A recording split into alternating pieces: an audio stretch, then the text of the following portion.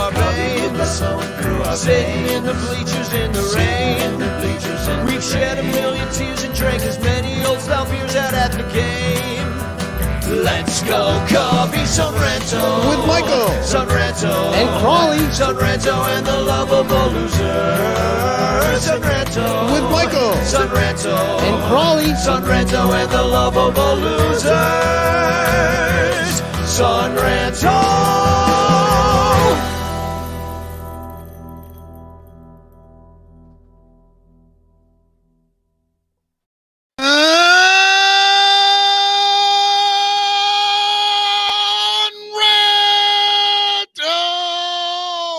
Hey, everybody. Yeah. Welcome to another unfortunate off-season edition of Cubs podcast, the Son Ranto Show. But all of that, friends, because we have a very special guest on this tonight. When it comes to talk Cubs, Cubs. Hey, I think what Danny was trying to say is that this is a very special episode because we have David Kaplan joining us today, and we're going to talk to him a little bit about the Cubs, a little bit about his broadcasting career. So hopefully we will get them back. If you are a Cubs fan, you clearly know who Cap is, whether it's been through WGN, AM 1000. He's on the morning drive now, so he's very kind to give us some time. This is me and Cap 20-some years ago. I don't know, long time ago. Cubs convention at the old Hilton day. You both have more. We did both have more hair at the time. It was a blast, and he's always been great with his time, and he's kind enough to join us tonight. Danny's going to jump back on in a second. I'm in. There he is. Hey, he's back, and he looks good. Well, I mean, relatively speaking.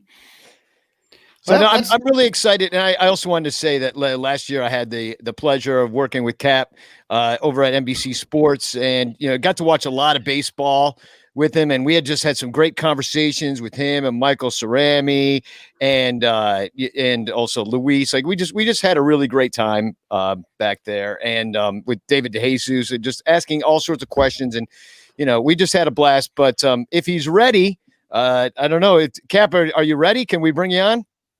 I am right here, ready to rock and roll. Just having a little drink and ready to talk whatever you guys want to talk about. Me too, Cap. Me too. Yeah, I've got the rosé tonight. See, since working at NBC, they didn't let us drink. But bye. What exactly is that? Bye it's the watermelon flavor. It's got 1 gram of sugar. It's my favorite drink, so I have one of those a day.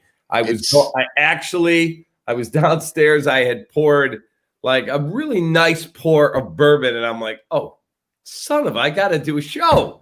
Yeah, go ahead. So, obviously, you don't realize what type of show this is. I should have known better. So the bourbon is sitting down there, and I'm going to drink it after we get done. Beautiful. I brought some beer just in case we wanted to do some beer money. No shots, Marcus. That's more like what I look like now that I saw that other picture. First of all, the other picture was fat Cap and with hair. I mean, it's just I'm a different person today. You kind of look like Michael Keaton in that picture somehow. Like I didn't realize how much you look like Michael Keaton. Has anybody ever told you that? It's funny that you said that because I was walking through the airport last year doing a basketball game. Guy came running up and said, 220, 221, what's the difference? And I looked at him, I go, who do you think I am? He goes, I know you're Michael Keaton. I won't say anything. And I signed an autograph for him. Michael. Nice. Oh, man, that's gotta be a lot of money to have a Keaton picture autograph by you. No. So I wanted to, Crawley, we were talking, something happened this week where there was a tweet that went out from Matthew Trueblood, and it caused a lot of controversy on Twitter. He said the Theo Epstein Cubs regime, which is either over or functionally over, has been a failure. I know they won a title, but this FO front office was supposed to turn the Cubs into perennial winners. The Heartlands, Yankees, Dodgers, they're no closer than they were in 2011. And probably questions about it.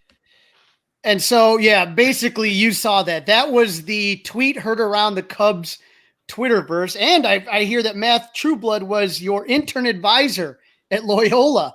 So I guess the question for you here is now, I think we're all aware. Trueblood was whose intern advisor? Wasn't he your intern advisor at Loyola? I never had an intern advisor, and I didn't go to Loyola. Matthew Trueblood. I agree. I'm not worth Cap's time. That'd be hard to pull that out. All righty. So I don't know what Matt Trueblood's saying, but as far as it goes, the question, I guess, is now that it looks like Theo's regime is over, what did they get right? Obviously the World Series, but what do you think's been the biggest appointment? How do you think it's going to be remembered in the future, the Theo regime? That they won the freaking World Series. I truly believed that there was going to come a moment where I was about to meet my maker and I was going to be dying, and I'd be like, can I swear on this show? Yes. Yeah, absolutely. 100%. Son of a bitch.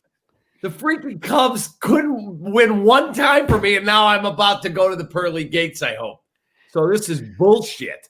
And you're not that old. And really? Come on. That didn't happen. They won, and they went to 5 out of 6 years to some sort of postseason, 3 straight trips to the NLCS. They're a radically different organization than they were the day Theo arrived. I've told this story before. Do you know how they used to figure out how season ticket sales were going? This is a true story now, and I've confirmed it with multiple people in that front office. Prior to the Ricketts family / Theo taking over, you would walk in and go, how are season ticket renewals doing? We've refilled the fax machine twice. They did not have a freaking computer program that says, yeah, Crawley got 4 tickets and Danny got 3 tickets and Cotton bought 6 tickets and here's their address and here's the birthday so we can send them a card because we want to keep them happy. None of that. So this was all the way up to like 2009, you're saying? Correct. Oh, this was a corporate-owned team run like a mom-and-pop soda store. Now it is a family-owned business run like a corporation. And you're looking at it, and the thing that blows my mind is you remember those T-shirts, Cap, just one before I die. And I'm not saying that's all I want, but I thought there'd be a little bit of a grace period, a honeymoon period where people enjoy it more. I thought Madden would have a statue. Theo would have a statue. Ricketts would be the greatest owner in Chicago history. And it seems like people are forgetting what happened. Okay, so if I had walked up to you in 2012 and said, okay, I'm going to guarantee you the Chicago Cubs are going to win a World Series. That's all you're going to get for the next decade. You might finish dead last 11 times, but I'll guarantee you in that decade, you're going to get a title. Wouldn't you have signed up for it? In a heartbeat. Oh, I think we all did. Like, it didn't matter up to that point. Like, we wanted it. Every single one of us would have given anything for it. I agree. Totally agree. Like when I sat there that night in Cleveland, yes, I was working. My freaking heart was right on the damn desk. I mean, I was not working. Yes, I had to go on the air. I was all in, man. That's the one. I love the Bears. I love the Bulls. That is my one team that courses through my veins and always will. Now, are you even the most the least little bit disappointed that it hasn't gone a little bit better? The last 100%. couple of years? And what do you think is as far as when you look at it, what do you think they did that just went wrong in your opinion? Horrible job developing pitching. Yeah. Name me one pitcher they developed where you go, wow, we developed that guy. Alec Mills, stop. That's like Philip Umber. He got one phenomenal day. Right. Yeah. Very, very pedestrian. I haven't seen, like I'm looking at the game on the screen right over here, the Rays and the Dodgers. Okay, the Dodgers spent a lot of money. So do the Cubs. Can you explain to me how they get Gavin Lux and Walker Buehler and Cody Bellinger and just keep adding all these good young players that just keep coming? Where are our good young Ronald Acuna Jr. on the Braves, Ozzie Albies? Where are our guys? We had to trade them all for pitching. And not only that, though, but you now had whatchamacallit. Now they have Mookie Betts. Like, forget it, man. That guy's on another planet. Well, and I was going to say too, in that tweet, we saw the front office is, over is what they're saying. But actually, I mean, is it really over? Do you think it's going to be over? Because once Theo is gone, Theo's gone. But how many of the rest of the guys in the front office, we saw there was a lot of people let go recently here, but how many of those people are going to stick around and keep this thing going?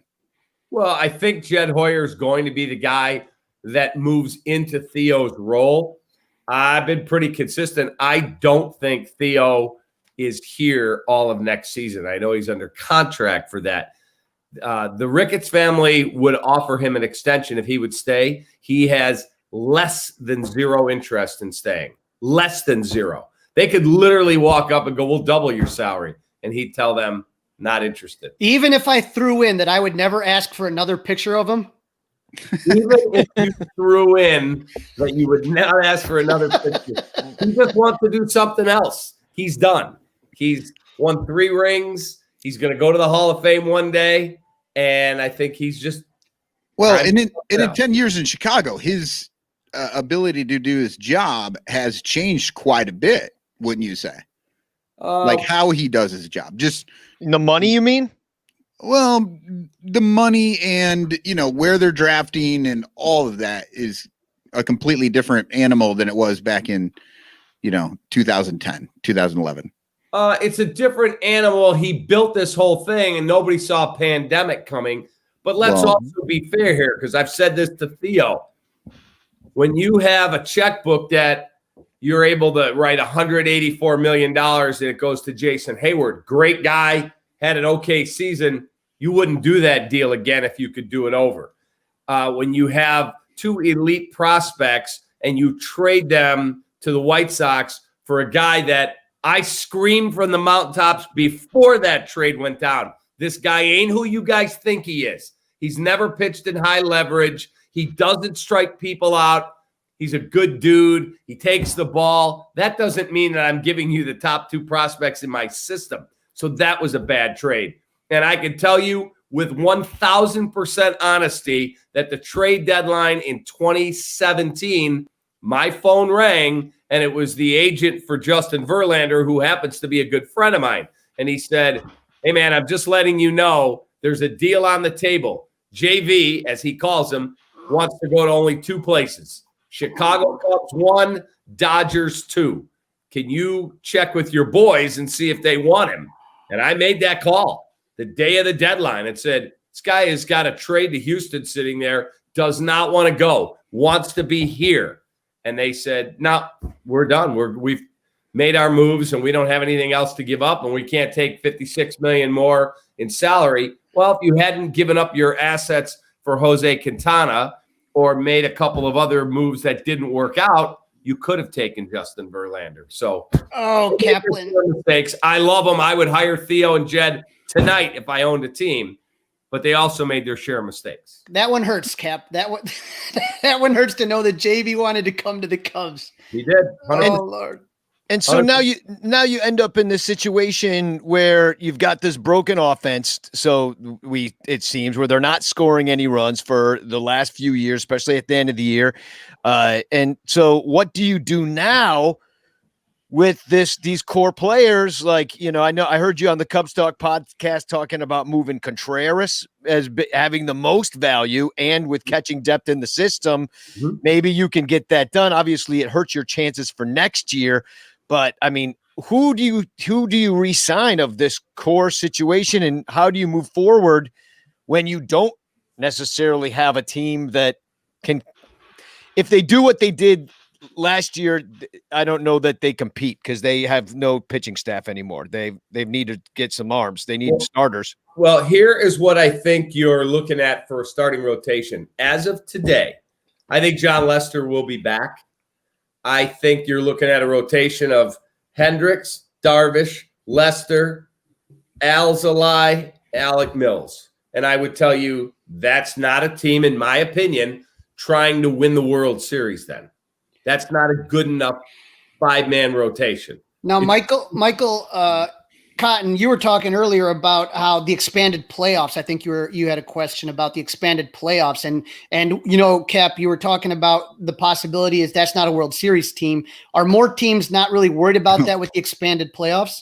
Yeah, I guess that lineup that you just laid out there, that rotation, that is a playoff team if we stick with 16 teams, because it doesn't really take anything to get there anymore. That I don't agree with you. I don't think that's a playoff team over 162 games. You don't think that they could win 81 games?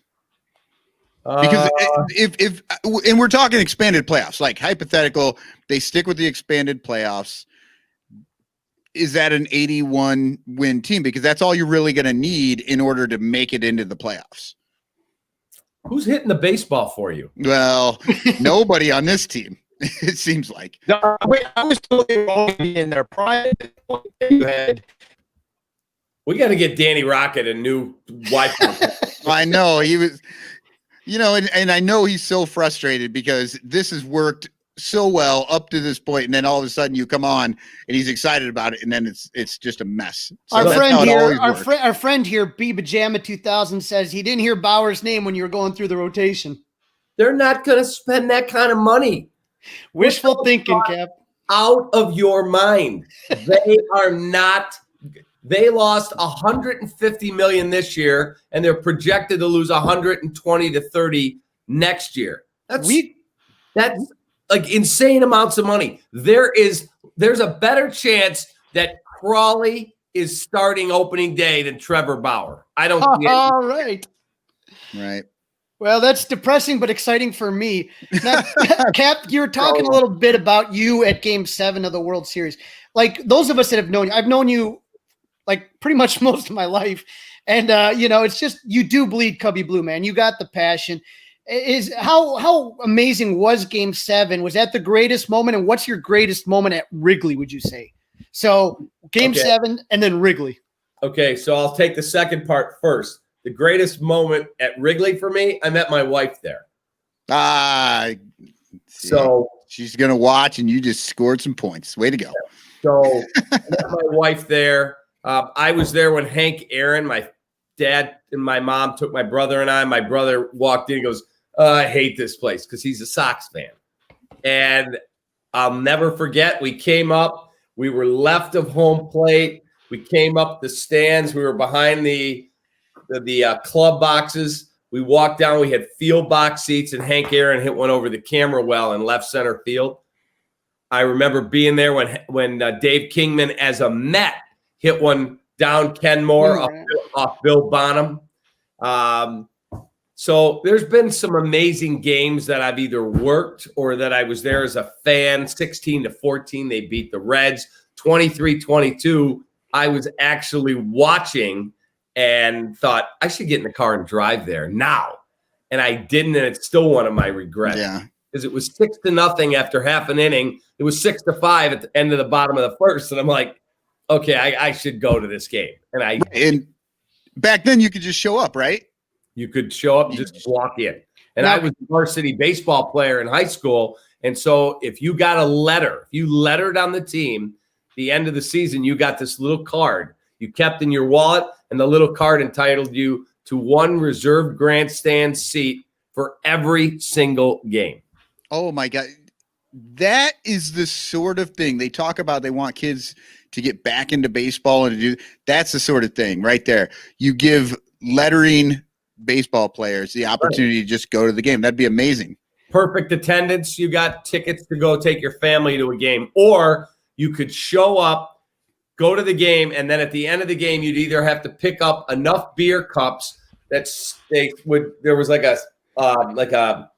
this sign, and if your stack was high enough, you got a ticket for the next day's game. So Kevin, you were like just ate those beer snake entire row of seats from one foul pole to the other, you'd get a ticket for the next day's game. One of my favorite Cap stories, though, and I just heard it on the Kerry Wood 20 documentary, was you in the radio background. Wasn't it you yelling when Kerry hit number 20 out loud? Okay, so I'm in there keeping score, and I'm doing the score updates and the pre and the post, and Joe Mantegna sang that day. And Joe Montaigne is in the booth with us. And he and I are like, how many strikeouts does this guy have? And I'm counting.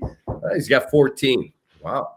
15, 16. Now, oh my God, he might strike out 21 because if he had struck out the side in the ninth, but Biggio grounded out. When he got number 20, Montaigne throws his arms around me and hugs me. And I'll never forget, he hugs me and I'm like, woo! And if you listen to the sound, you can hear this idiot in the background. Turned around like, we're on the air. And I'm like, oh, man. I get excited. You blame Joe. True story, Cap. My middle school teacher was Tom Bunjowski. He was the guy in the bleachers with the K signs. Oh, wow. So he had 15 K signs that he brought that day, thinking that would be enough. And then he ran out and he was basically, I don't even know where the hell he got body paint. The guy was nuts. He's an insane guy. And his son follows us and he's a viewer, but he was the one out there. And so he took a sick day that day. Okay. He gets interviewed by Sports Illustrated after the game and he gets called into the principal's office. The principal's his boss gets to the principal's office. You took a sick day there. Yeah.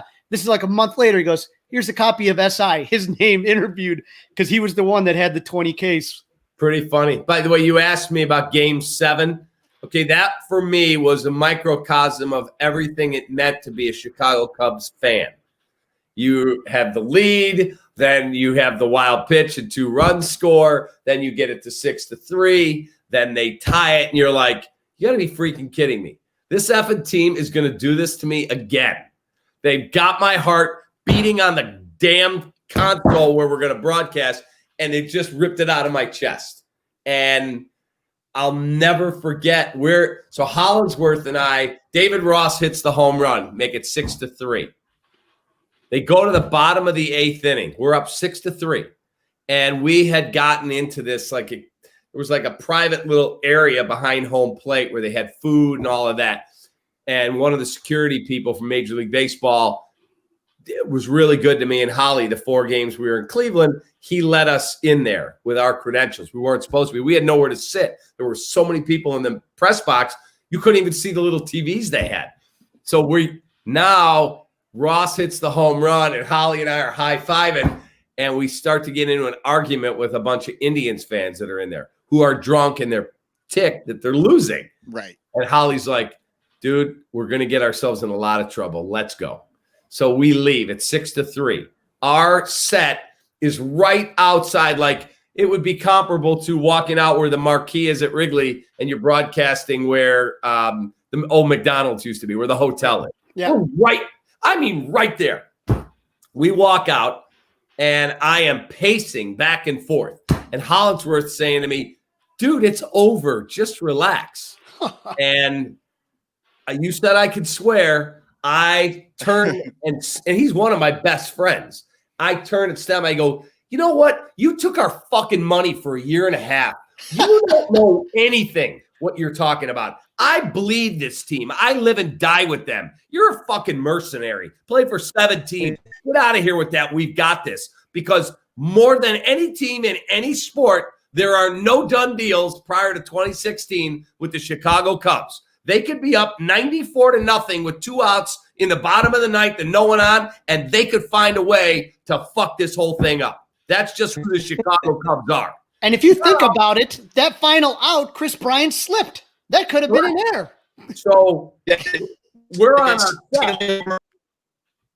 on our set, and now there's a base hit, and then there's Brandon Geyer comes in to score, and I'm like, hold on a second. Holly, this thing's not over, man. Relax. It's over. It's over. Well, our TV on our set is on delay. I don't want to watch on delay. So I walk to the back of the set and I can hear Tom Hamilton, who's a great announcer, the play-by-play radio guy for the Indians. I can hear the live call off the speakers on the side of the building, which are 50 yards from me. And I hear him say, swung on and belted. That's all I hear, and I hear this sick roar, and the fireworks go off, and I literally thought I was going to throw up. And I turn to Holly, I go, what do you think? I told you. He's like, what happened? And then he sees it on delay on the TV. the color drains out of his face, and he's like, oh, God, now I know what you're talking about. See, Cap, shouldn't he have known better? Because if memory serves, wasn't Holly on the 2003 Marlins? Yeah. So he should know. Well, he didn't have the feeling, though. He's got his fist in the air. Oh, yeah. Yeah, I mean, the guy was on the Marlins. I clearly remember Holly playing for the Marlins, and I was there. Yeah, but right Crawley, the Marlins had a completely different perspective on that game. They did. You guys know the Michael Jordan story from Game 6 with Bartman? What's that? Okay, so Tom Brenneman is calling the game with Steve Lyons and Al Leiter. That was the broadcast crew that night. So now the whole thing goes down and we lose. They're leaving. Now, Al Leiter's like 6'4".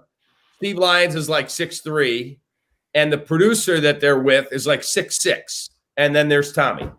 They're coming down the old offices at Wrigley to come back out underneath the marquee where the old entrance used to be. And they see this guy leaned up against the wall like this. An African-American gentleman who's tall. And Tommy said, as I get closer, I look, I go, Michael Jordan? What? He said, Tom Brenneman from Fox. Uh-huh. He said, are you okay? He said, no, I'm not. You been outside? He said, no, we just got done calling the game. He's like, there's 100,000 zombies out there. I'm not going out there because I'll get killed. Those people are out of their minds out there right now. So they said, well, look, our car's 7 blocks away because the streets were all closed because they thought we were going to the World Series. We'll surround you. I got 2 former major league players, a 6'6" producer, and we'll get you in our car. We'll take you anywhere you got to go. No chance. I am not going out there with all those zombies. No chance. It's not safe. And they ended up getting security to pull up onto the sidewalk, got Michael in the car, and got him out of there. Oh, my God. He knew exactly, too. That would not have been a good position for him to be in. No chance. And That's Jeff crazy. Nelson was your producer in the post game, and that's what he said in your ear. Is that right? Jeff Nelson is like the nicest, sweetest human being in the world. And in my ear, as the game ends, and I've never heard Nelly curse. Like, I'll curse like a sailor. I've never heard Nelly curse. And in my ear, I hear him say, the Cubs just won the fucking World Series. We're going out in 5, 4, bam. And I remember I looked up at the sky because my dad is gone. And he's the reason I do what I do. And I looked up and I pointed at him, kind of composed myself. And then it was 4 hours of insanity. I got to tell you, Caps, when we were talking earlier about it, my whole dream was that I could see the Cubs win the World Series with my dad still around, and he's still around. But one of the greatest moments of my life was walking into Game 5 of the World Series with him, and I just said, because they were on the brink of elimination there. I'm like, I just want them to win one game, even if they don't win the series. Just let us enjoy this one moment, and to get that plus that, it's such a big deal. Now, Cap, that social media has really kind of changed the landscape of sports talk, so to speak. You've always been a guy that's really kind of been honest and just kind of see what you feel. Why do you think people have a hard time separating the player from the performance? Do you get what I'm saying? Because I've heard you say that Quintana is a Buick, right? Or you were critical of you, Darvish, and people get mad like you're insulting the player when you're not really doing that, but you're just trying to be honest about the performance and what you see happening. Correct. I will always lay the blame at the feet of the player much more than the manager. And I've been critical of Joe at times. I've been critical of different guys. But if a guy comes up to bat 4 times and he goes 0 for 4 and he leaves 12 runners on base, I can't sugarcoat that. I can't go, well, he's a really nice guy and he's great in the community. No, you freaking went 0 for 4 in 4 crucial spots. I'm going to tell it like it is. Like when I call Jose Quintana a Buick, I also have said a billion times, he's an awesome teammate. He's a great person. He's a family man. I get all of it. But when I say you're a Buick, that means you're just meh. You're okay. Yeah, you're a good solid car, a family sedan, if you would. Right. It gets you to the mall, but you don't pull up at the country club and get out of your Lamborghini and everyone's like, who's that? Yeah, some guy in a Buick Regal. So do you think people just have a heart, like just kind of jump on one side or the other? Either they hate the guy or they love the guy and they can't take any criticism? I think most people, they can't imagine criticizing one of their beloved players. Oh my God, how could you be critical? He's such a nice guy and he's a Cubby and he wears the uniform. That's not my job. Yes, I love the Cubs. Yes, I want them to win, and I've made that clear. But I also am going to be honest. And when Javi Baez stands at home plate because he thinks the ball's 40 rows deep and it doesn't get out of the ballpark and hits the wall and he ends up at first, you're damn right I'm going to call him out for it. And there are times I get to the park and I've got a player waiting who's mad. Why did you have to call me out on the post game? Well, why didn't you hustle?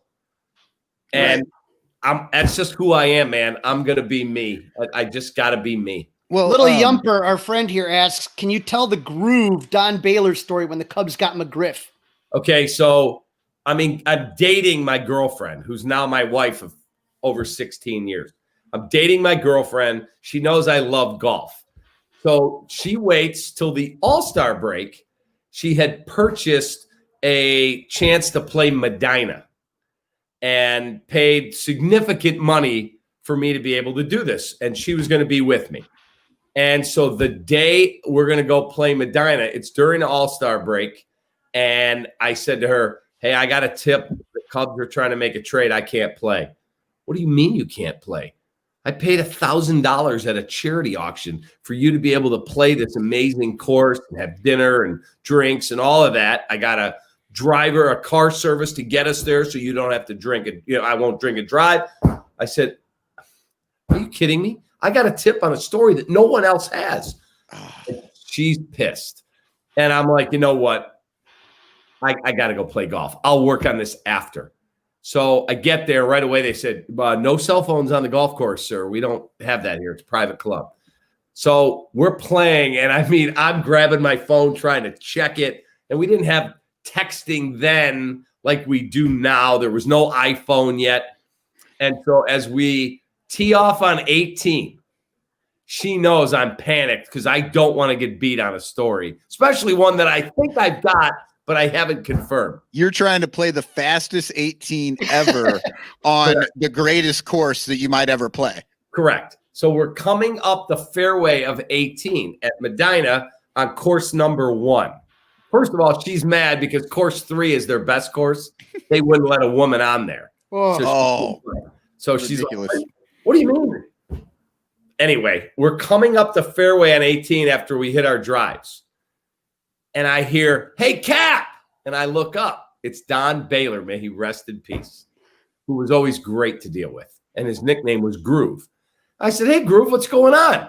He said, nothing. I wanted to play a little earlier, but we're making a trade.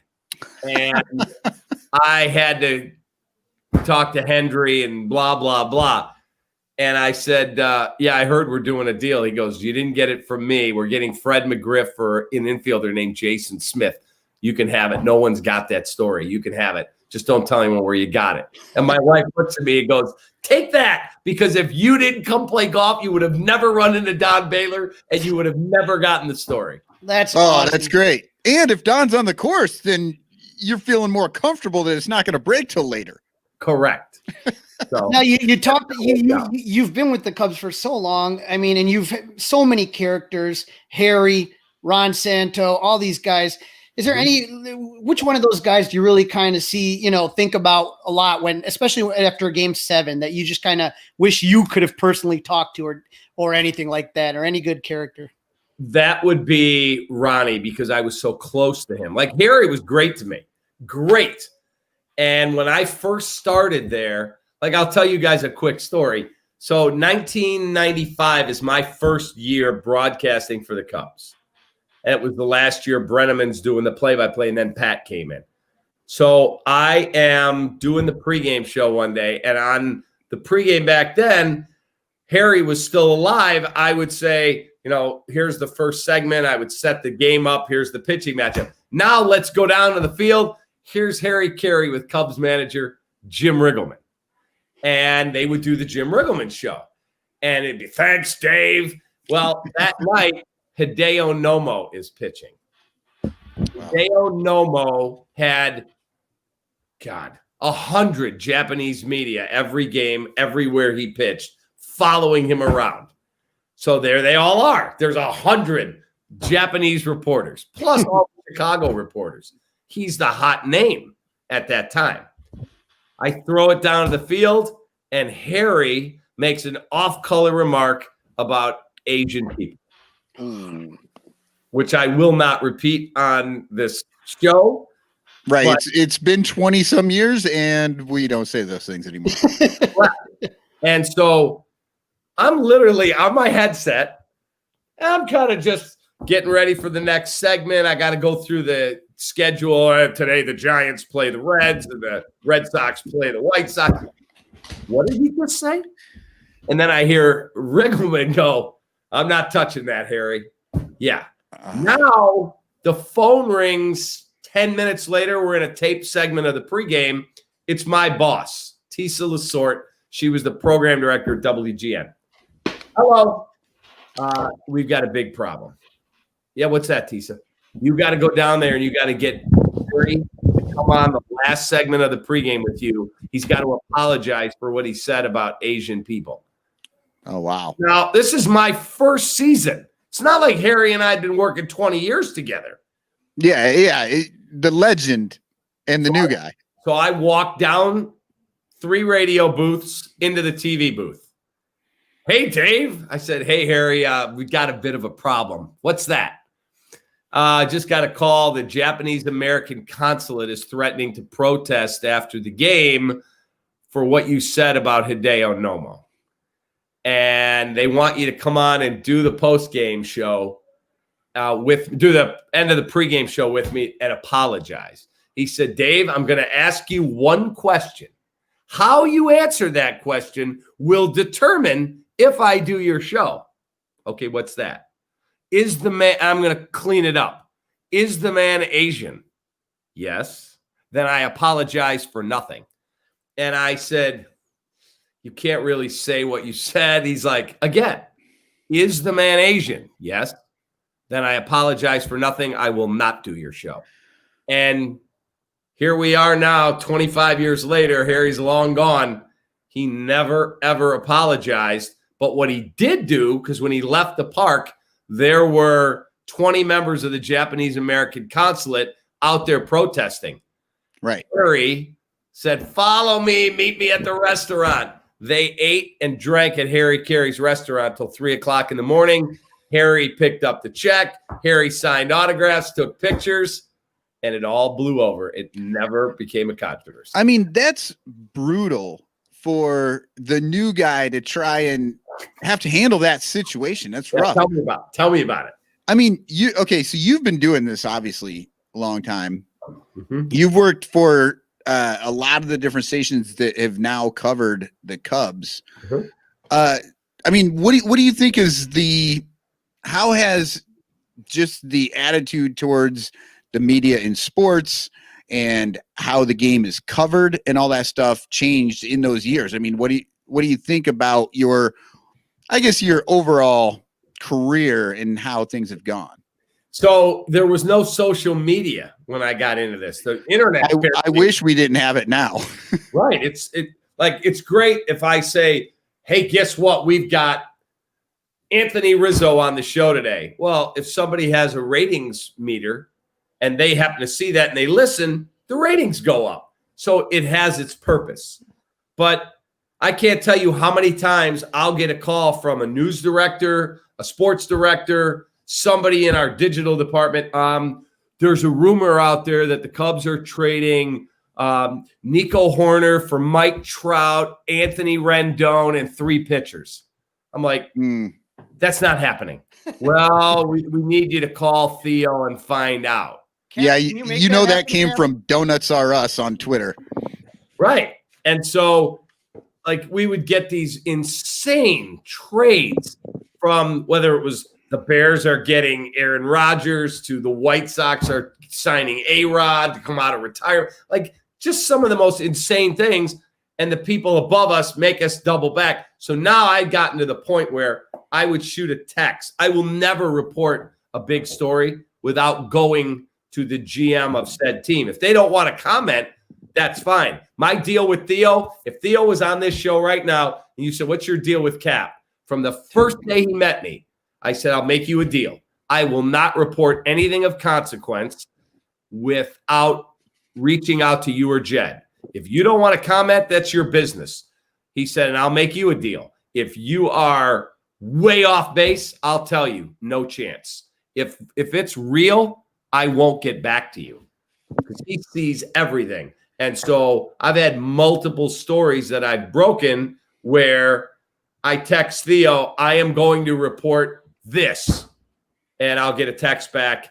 No truth to that. Don't say a word. It's not true. Thank you. He's never lied to me. And that's why I have the utmost respect for that guy. Well, and I feel like that means that your life is way more hectic now than it was when you started in the career, just because people can reach out to you or just anybody like us can say something that somehow gets to you and then you have to comment on it or something. Yeah. I mean, there's always stuff on social media. And I remember my wife and I, we were doing something and somebody tweeted some bullshit at me. And I used to let it get me triggered. This is a long time ago. Now I make a joke out of it and I hashtag take that. I started that a few years ago and it's kind of taken off. Well, some idiot sent me some stupid tweet where he was getting personal. And I write back this scathing response. And my wife is standing behind me and she looks, she goes, you can't hit send on that. I'm like, F that guy. Yes, I can. She's like, he's got 6 followers. Yeah. Why do you care that some moron with 6 followers is telling you how worthless you are? Do you really need the guy with 6 followers to give you validation? Is that how shallow your life is? And I'm like, you're right. And so I didn't. Cap, you have a really good relation with Sammy, and obviously we have a lot of Cub fans that are just like tired of the bullshit. It's just kind of like, you know what? Especially because I think Ricketts and those guys, they weren't here when Sammy was around. They didn't any of that shit. You know, it's like nobody really cares anymore. For a lot of us, the 3 guys here, you know, Sammy was the only reason to watch the Cubs in the 90s. You know what I mean? So it's like, why can't they just, what is, because trust me, Sammy wasn't the only bad teammate or the only guy doing bad things around there. You know what I mean? Yeah. Why is he like held to some sort of standard? I don't know. It's a very good question. Look, if he wanted, and I told him this when I flew down there a couple years ago and met with him at his home, we did a long interview. I said, if you want a job from them, Tom and his family, you want them to write you a check and hire you as an ambassador, as a hitting coach, whatever it is, then you have to play by their rules. They own the team. And if they want you to come clean, then you need to come clean. He's like, I don't want a job from them. I just want to feel like I'm welcome back, that I can call up and say, hey, I'm coming to the game, or, hey, you want to sing today? You want to come to the convention? And so if that's the case, if he wants nothing else other than to feel he can come back to the house that he played in, then I believe the Cubs owe that to him. Well, I'll tell you one thing. You know, we have a mutual friend in Stuart McVicker. Next time you talk to Sammy Sosa, you tell him he has an open invitation at Club 400. He will be treated like the royalty that he is. I will tell him that. He hasn't been back to Chicago in over a decade. Wow. That's sad. Now, you know, speaking of sad, you know, the big article today in The Athletic about the amount of cutting that's going on at 1060 West Addison.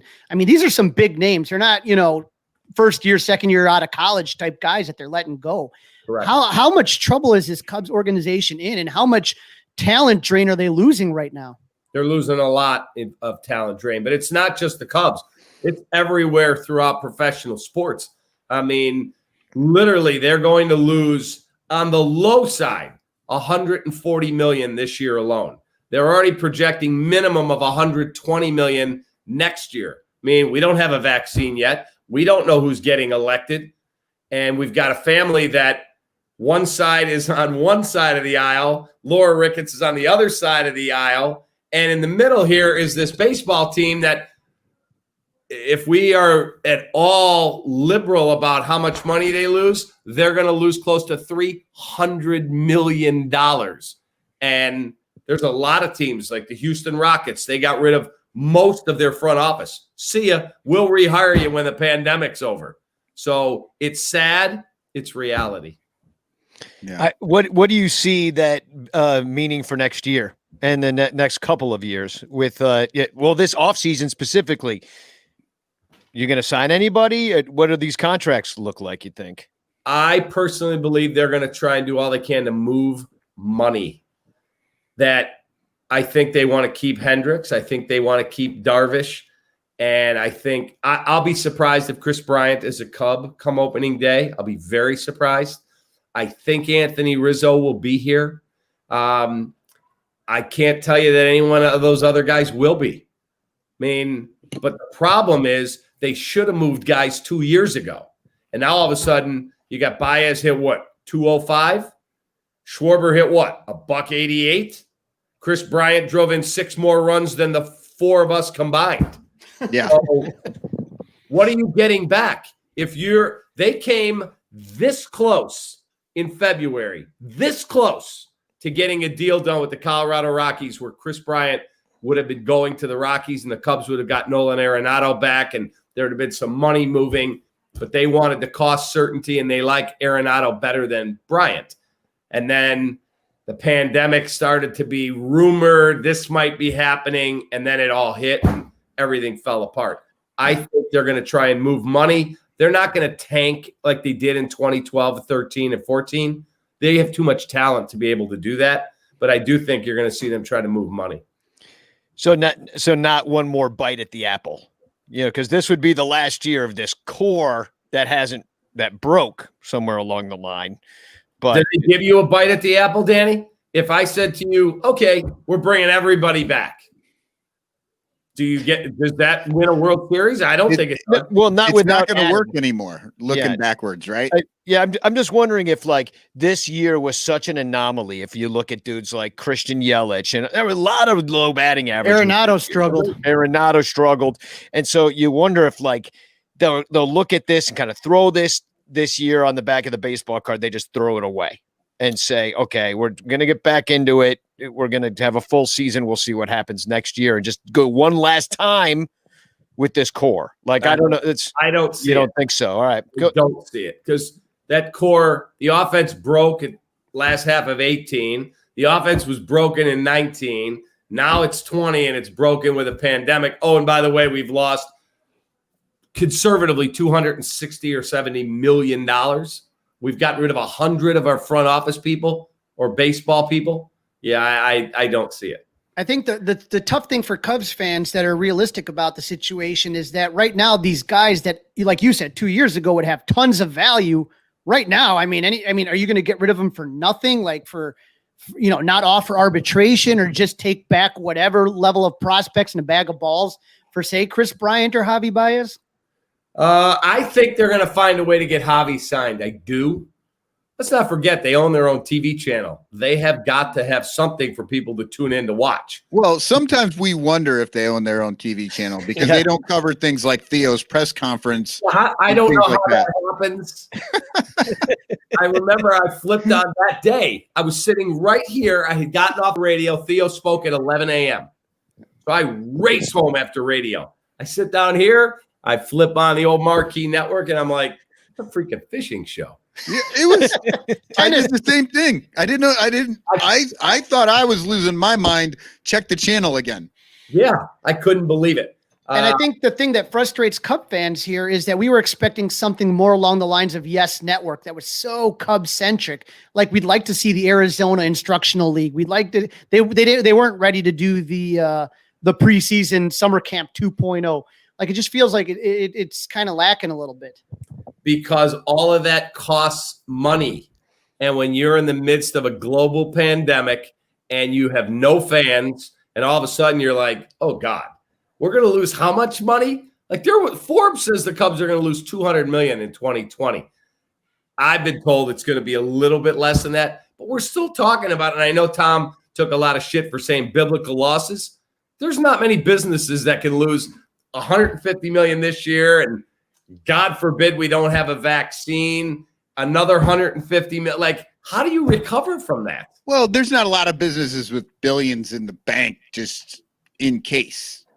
But the billions, like, they run this like a business. They don't go, hey, Trevor Bauer wants to come sell some more TD Ameritrade. That's not how they do it.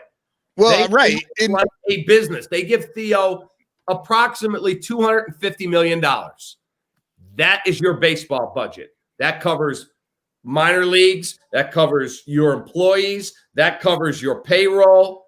That's a lot of freaking money. Oh, 100% agreed. But, you know, I'm just saying that, like, if you or I was running a business and we lost any amount like that, we would not, I mean, we would lose our homes and everything. I mean, they're not going to lose Wrigley.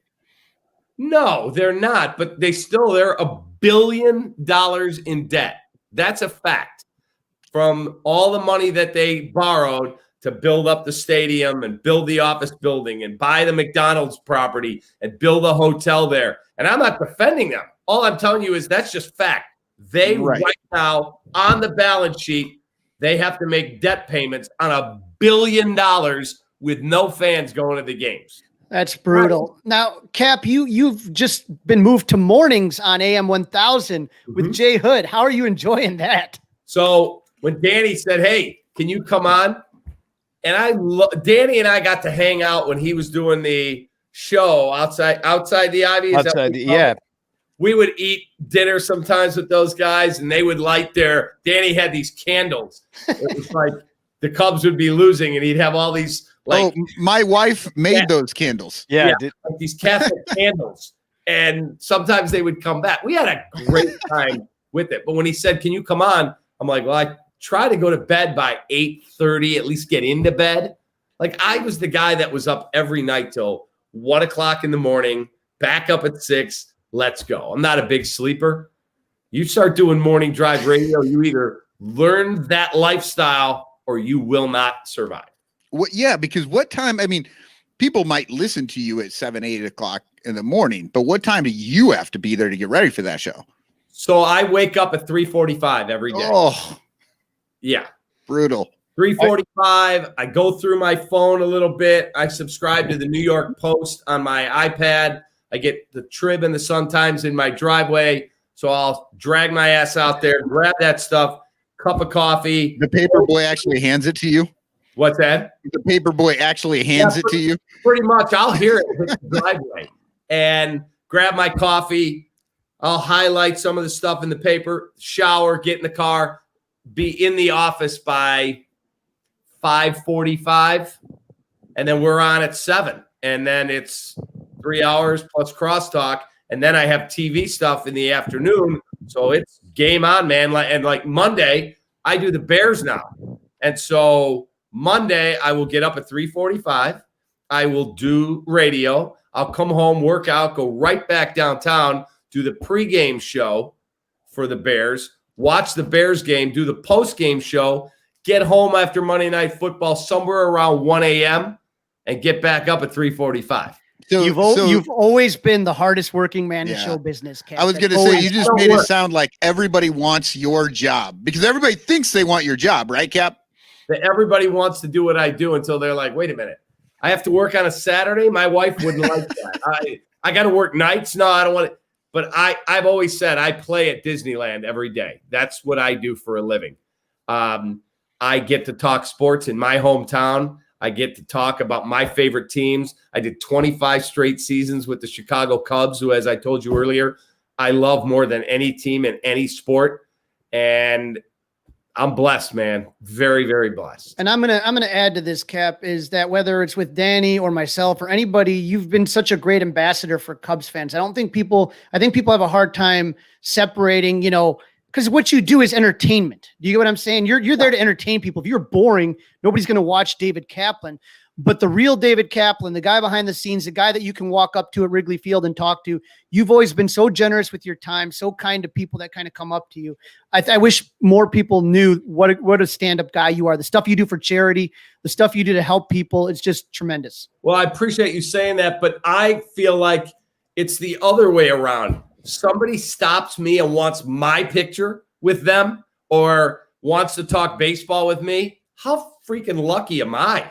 Hey, this was about 1 year ago, 5 years ago, this video. I don't know if you knew you were talking about me, because Danny, if you could roll it in a minute, but it was a video that you were talking about me during the NLCS, but I don't think you knew you were talking about me. Back in here to our Cubs postseason live. I'm David Kaplan with Todd Hollinsworth and Hall of Famer Ryne Sandberg. Now, the fans that get the most coveted autographs are very rare. It's tough to get these guys sometimes, to find them, to nail them down. But Paul for Bartlett not only has a ton of autographs, he's worn a different Cubs shirt every day since September 15th. How's that possible? Take a look. This is where it all started. They say being a Cub fan is a genetic disorder, so this thing was passed on from my father onto me. Pretty funny. So you didn't know you were talking about Crawley there. I did not. If it said Crawley, I would have been my guy. Right, because the name was Paul, and everybody's like, "Who the hell is Paul?" Yeah, right. Well, and you always had time for, when the pandemic hit this year, I had that Lee Elia rant that we had all the Cub fans do, and I got you to be in that. 85% of the fucking world's working. The other 15 come out here. And then you also did my Stay the Fuck Inside video. Stay the fuck inside. Like, I loved every single thing that happened. Like, you've always been down for all my weird ideas and stuff. And we just have a good time. And I had such a great time with you and DeJesus last year. And, learned a lot from you guys, learned a lot from Cerami. Like, I could ask dumb questions of DeJesus, like, hey, does it hurt to slide on your buttons? And, just dumb stuff, But how blessed were we that we were actually at work sitting in the green room watching the freaking Cubs? Yeah. It was awesome. Yeah, it was just a great time, and I could tell that you were the king of the 15-minute power nap in the chair. Just like, oh, it's the 7th. Okay, I'm gonna need to take a. We're down 9-1. Wake me up as soon as we're ready. Exactly. Hey, Cap, you're on. And then okay, and the light goes on, and Cap's ready to go, man. Yep. Rock and roll. No, it was just a really special summer for, I think, all of us, me and Michael and Luis. We all really appreciated that, and just loved that you included us so completely and so immediately within your world. Teammates. Yeah, that's what it was. And so many people, I've had people say to friends of mine, "There's no way that he could." That's an act. That's just bullshit. There's no way people can walk up and talk to that guy. This is who I am. For better or for worse, I talk to the security guard in a little hut at 5 o'clock in the morning when I show up at work. I talk to the guy in the garage who parks the cars. Whoever it is, I just love life. And I don't know when they're going to snuff out the flame and go, yeah, your time is come and gone. But I'm going to squeeze every freaking thing I can out of it. And I'm going to treat people the way I would hope they would treat me. That's the only way I know. It's how my late father raised me. Well, the one thing I'm going to say, Cap, I do have your one book, but I'm looking for the behind the scenes book. That I think that's the one thing, Cap, when all is said and done, I would love to read a David Kaplan memoir. I've got stories that when I don't have to broadcast anymore, and I've started to put stuff down, there'll be some things you'll read and go, you've got to be kidding me. The retirement book. Yeah. We're all on the edge, just waiting for that one. The Burning of the Bridges book. I love it. As long as I get an autographed copy, I'll be a happy man. There you go. Done deal. So we really appreciate you coming on. And sorry my internet was such garbage for the first part of this. But Whenever you guys want me, I'm in. This is awesome. Dude, we really appreciate it, and just it's so nice of you to give your time. You work so hard, you got a million jobs, and then you come on with us clowns for another hour, and talk even more Cubs and about everything going on with you and everything surrounding the Cubs. And I know we all appreciate it, and you're always so insightful about everything that you say about the team because you watch like a real fan. And I know here in Chicago, that plays real well. You know what I mean? And you take a lot of guff, take a lot of flack from the people. But for the most part, it's part of the entertainment. Like I hear that, like I'll take hits from, there's some idiot blogger out there who's a Cubs blogger who blocked me on Twitter. I'm like, yeah, really? Okay, that's what you need to do. Like, I just have fun. I just try to be honest. I just try to tell it the way it is. If I don't like something Joe Madden did, I said it on the postgame show. And he and I cleared the air at the winter meetings in San Diego last year. He was walking by the pool. I was on my way to cover. Rick Hahn was going to speak. And there's Joe. And I said, hey, Joe. Hey. I said, you got a second? I said, I know you're moving on now. I just want to make sure you and I are cool. He said, oh, we had our moments where my wife would hear you on the post game or I would see a clip. He said, but you have a job to do. We're cool. And he shook my hand and he came on the show the next day. He was great. Joe was great. We just wanted to say thank you again and respect your time. We know you got to be up early, but just next time you come on, make sure you got that bourbon ready to go. All right. Yeah. Oh my God. It's sitting down there right now on an ice ball. So I'm going to go down. And but anytime you guys want me, I'm in. Awesome. Oh, I love it. And I'm a huge listener of the Cubs Talk podcast that you do with Gordon. And I think you two are great together. You and Gordo having a tiff is one of the best things to listen to every week. Yeah, we go at it sometimes. It's absolutely fun. Go at it. So, but it's all in fun. It's sports. It's not, brain surgery. And again, in the end, all I care about is that the Cubs win. Cheers to that, Cap. Thank you again for coming on. Yeah, all the best to all you guys. There you go. Thanks a lot. Get our lives back. Let's go for drinks. Oh, hell absolutely. Yeah. You got it. Please. Cheers, brother. Take care. Be good. Oh man, that was so cool. Man, how frustrating. All day long, I'm like, getting ready for the show. I got like a Kaplan intro song. I got all this stuff going on, and then my internet just breaks right as we start. I was like, this is just freaking perfect. I forgot my cord for my laptop, so my laptop died mid-show. Yeah, at one point it was literally it's just me and David Kaplan. I've never met David Kaplan. You're the other one that never met him. We don't know each other at all, and I'm like, here we go. Yeah. Hey, you know what though, guys? I really think that it turned out great. I think the fans got to hear a lot of what they wanted to hear, and I, like I told Cap himself, I wish more people just got to know the real man. Like, you know what I mean? Like not the guy on TV or the guy on the Twitter, or just get to know him and talk to him. And I think sometimes in social media, we're so quick to react. I've had people myself, I know Danny, you too, that just get like so mad, like, oh, you're this, you don't know me. You've never talked to me. We've never hung out. I never had a beer with you. You don't know me, man. So it's like, whatever. You don't like what I say on Twitter. Who gives a shit? There's a real human being behind that. And I just think that Cap is a really, like I said, as he was talking to the security guy in the hut, whatever, he'll talk to anybody. And he'll be great about it. I've interrupted him. When they used to do the setup for the Comcast Sportsnet right in front of the marquee, they'd be set up like, "Hey Cap, hey," and right in between breaks, he didn't have to fucking do that. He could just give me a wave. Hey, Crowley, good. No, come on down, take a picture, talk to me for 2 seconds. You'll never find a guy that will not big time you any more than Cap. That's just my opinion.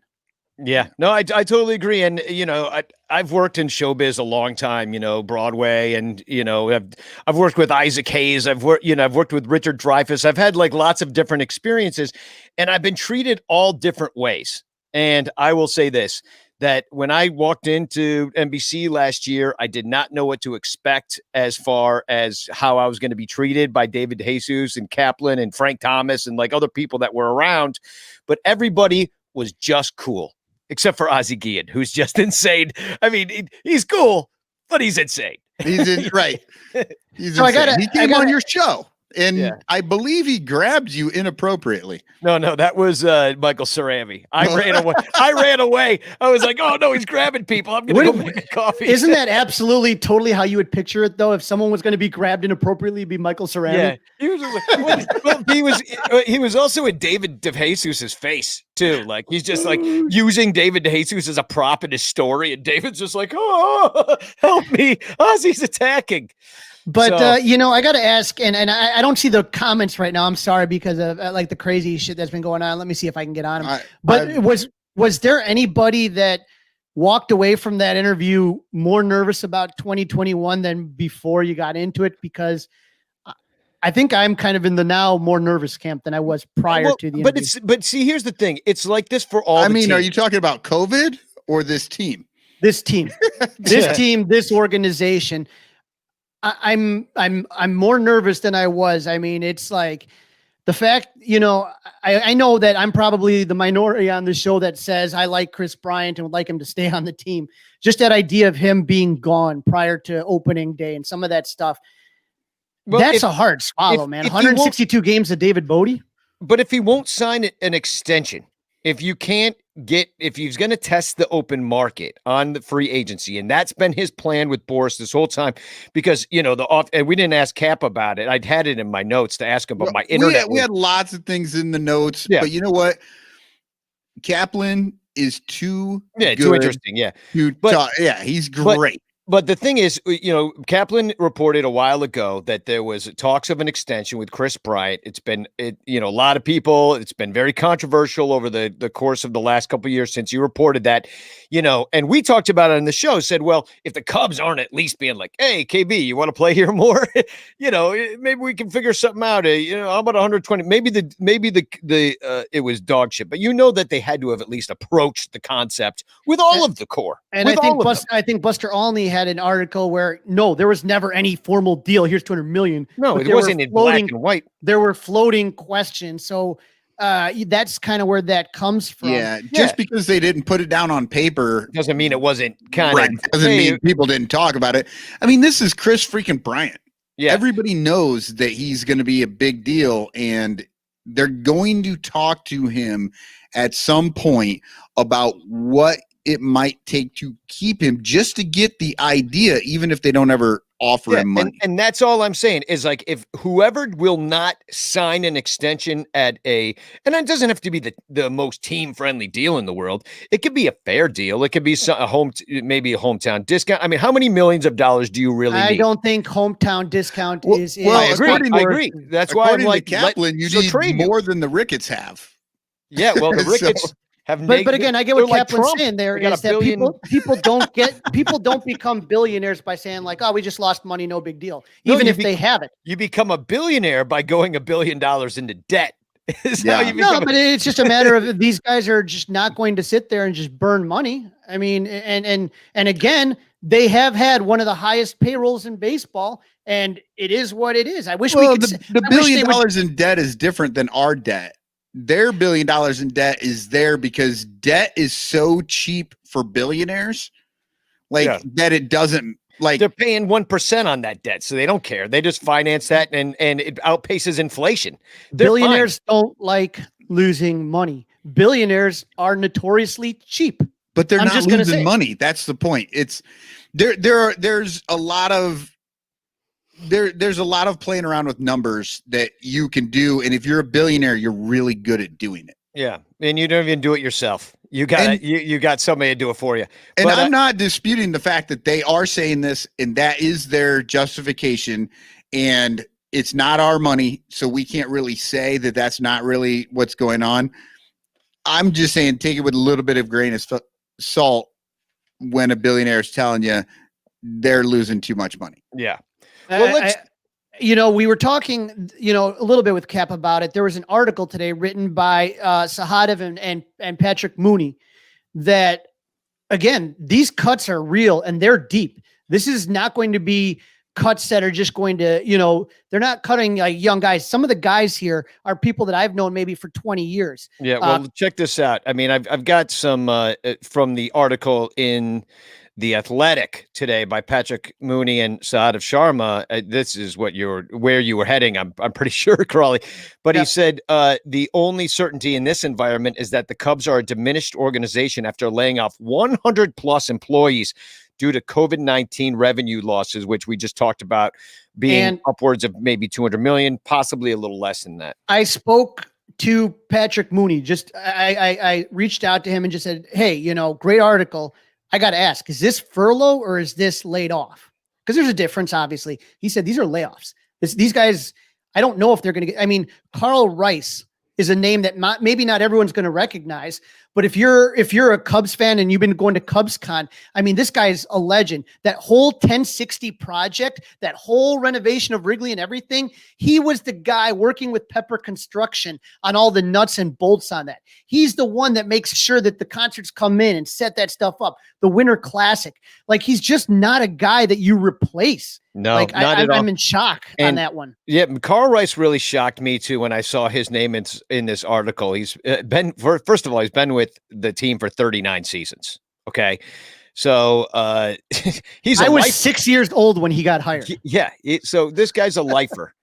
And when I took a tour of the renovations when they finally finished a couple years ago. I think it was at the beginning of the 2019 season. I want to say that we went in there. Maybe it was the beginning of 2018, but I went on a tour and Carl is the one that brought us on the tour.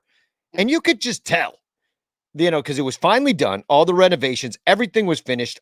That's when they had finally finished the upper deck and widened the patios and made that kind of overlook over Gallagher Way and left field and the overlook in right field over Addison. Addison there.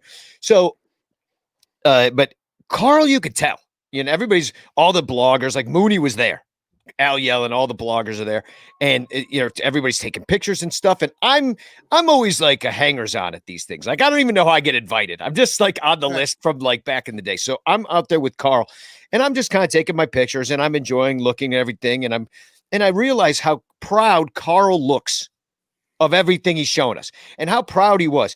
And at the end of it, we end up in left field, which is, my domain out there and the new patio deck out there in left field. It was our last stop there. And I went up and Carl's kind of like looking there, sort of surveying his work. And I went up to him and I said, "Hey, Carl, I just got to say, really great job with all of this. Really awesome job." And he turned to me like nobody had ever told him that. Like this whole time, he's just been doing his job. And nobody said, "Dude, you kicked this thing in its I don't ass." think people understand. If you've ever had an old home renovation, you have to understand to try to modernize one of the oldest ballparks in the country and the Chicago bullshit and the permits and the this and the that. He had to navigate through all of that, all sorts of things they didn't expect popping up. And he's going to be a terrible loss. Peter Chase is somebody, again, team's media director since 2007. His relationship with the players, with media, with everything. Like he was like literally a rock star. Like, again, I know these names may not mean a lot to everybody, but this is just going to be a huge hole in the organization. And we talked about Theo's press conference when he kind of broke up. He was literally like crying when he was talking about, because he's talking about these layoffs. Guys. He's talking about this guy. And now here's some of the more behind the scenes stuff where you might not know. Jose Serra was named, and I'd never even heard of Jose, but the Cubs have. He's been here since 1996. He helped build the team's network in Latin America and that academy in the Dominican Republic, which the Cubs were way behind on, and they had a terrible facility. Now they have one of the best facilities, which I visited a few years ago. Starlin Castro viewed Sarah as his father. This guy helped close the deals with Eloy and Braylon Marquez. This is why would you let that guy go? Because I understand. And again, I'm probably the guy that's saying like, I understand the Ricketts are losing a lot of money, but these are guys like, if you want to, it seems to me what scares me is they're sacrificing short term right now. They're sacrificing all these guys that later on, if they just hold on to them, they will pay it'll offset the losses.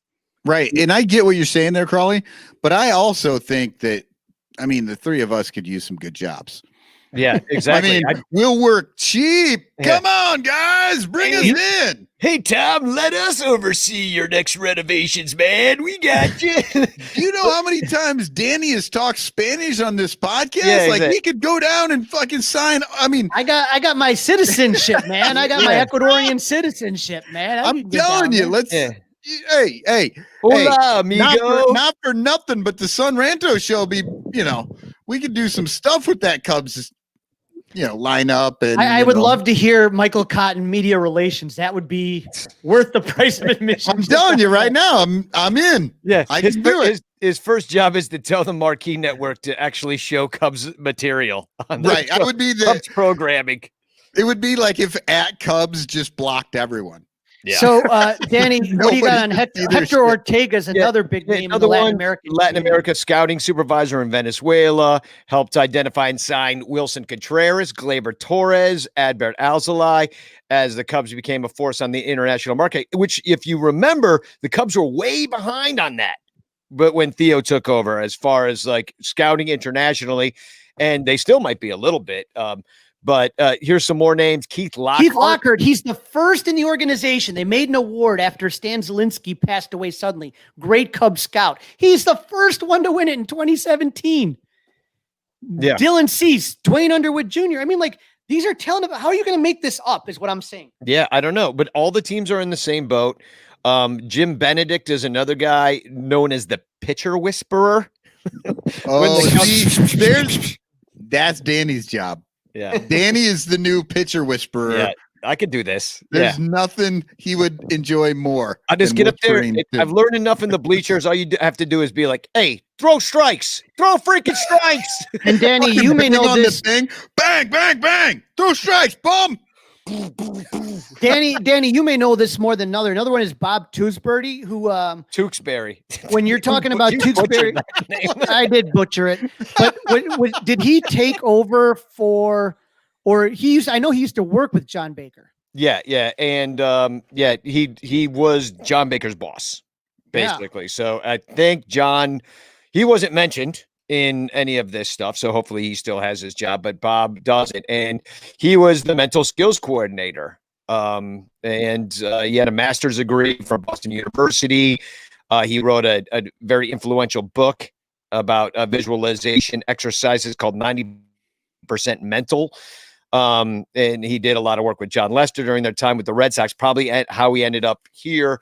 John's gone, maybe. And he also had a sweet delivery when he threw. Yeah. Didn't Bob Tewksbury, he was a submariner, I believe is what we call it. This is just going to be, again, I think there's, and we talked, on our last show about the Cubs minor league system with Greg Hoos. And, there's, to me, I feel like there is talent down there and it's going to come up.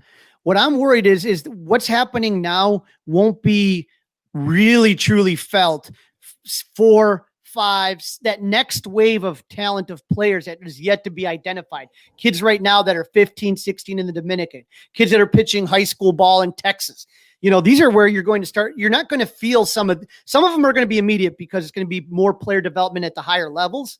But others of this, like I said, I don't think people realize how much time and effort goes in to when you sign a player all the way to the time they get to the majors. And a lot of these names are guys that just did a phenomenal job, and I just don't know how they're replaceable. Yeah, well, the thing is, all the other teams are facing the same thing. The minor leagues did not have a season last year. All those guys have been furloughed for a long time. We talked last week with Greg Huss, who came on and told us pretty much that he's very excited about a lot of the Cubs' prospective arms and players that are coming out, but these guys they're lost the whole season. And so we just don't know what to expect now. I mean, I think it's just going to be lean years. It almost feels like war years, like 1942 through 45, where you would lose, half your team who got drafted into playing, into fighting in the war instead of, being on the baseball field. So it feels similar to that you probably lose a lot of talent and you rebuild from there. But I don't know. It's a disheartening fucking situation, as Lee would say. Speaking of disheartening, the greatest hot dog vendor in Wrigley history was featured in an article in the New Yorker. No, Hot dogs, hot dogs. You guys need any hot dogs over here? I totally threw those hot dogs out. I tossed some perfectly good hot dogs in the garbage. I had to, I have to bring back my Todd Ricketts soundboard sometime in this off season for sure. The New Yorker came out with a Ricketts expose. Man, the hits just keep on coming. It was. Crawley, you sent this to us. It just basically paints Todd Ricketts to be quite the little sniveling rich kid prick. Here's the thing, and again, this is just is that I'm not naive enough to think there's going to be a lot of billionaires that are going to vote Democratic. I'm not naive enough. That's just, if you may find one owner that may do that out of all the major sports. Yeah, Mark not even Cuban. a lot of millionaires. A lot of our favorite baseball players are not voting Democratic. Right. And so it's just one of those things that 50 Cent isn't voting Democratic. You know what I mean? Like, I know. Ice Cube, who wrote "Fuck the Police," is not voting Democratic. but the unique because rich means something different. Rich crosses the color barriers, all the different socioeconomic. Once you hit rich and you're like, wait, my taxes, everything changes. My whole point is that, I'm not going to sit there and be shocked or be upset or this and that. The thing that's just tough is you see Tom Ricketts, and I think Tom has done a really good job of just kind of, again, what I expected from an owner. Okay. And I know, people say, but for me, baseball is an escape sometimes to just kind of get away from everyday bullshit. It used to be. Hot dogs. You guys need any hot dogs? Yeah. It's I know It used to be, Crawley. people don't like Laura Ricketts because she's, on the left side. And I know people don't like Todd and Pete because they're on the right side. I mean, I always wanted owners that had a face. Do you get what I'm saying? And Cap was talking about it earlier. The Tribune Company was just this faceless conglomerate. You got a complaint? Who would you tell? I don't know. Some guy that they would just trot out there. Hey, you're at CubsCon. You go talk. Most of the time they wouldn't even do that. And so I just wanted somebody like a face, but now it's just kind of like, the way that Tom Ricketts is doing it is the right way, which is like, you don't know what he leans. You can probably take a pretty good guess, but he's I never, think we know.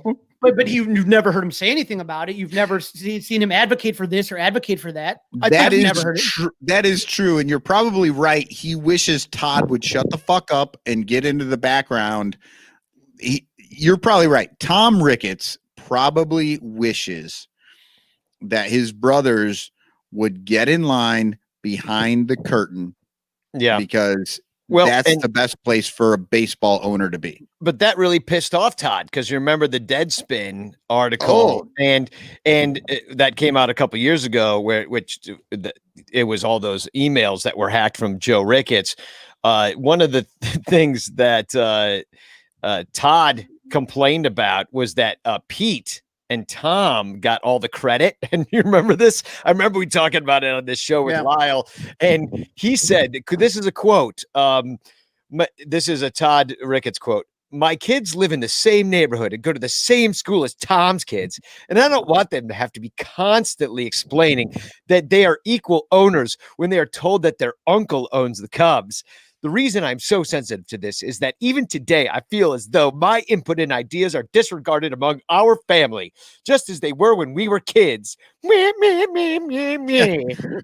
to be fair, Todd comes in and he's like, you know what? First thing, let's take the ivy off the walls and let's put up signage. Yeah, hot dogs.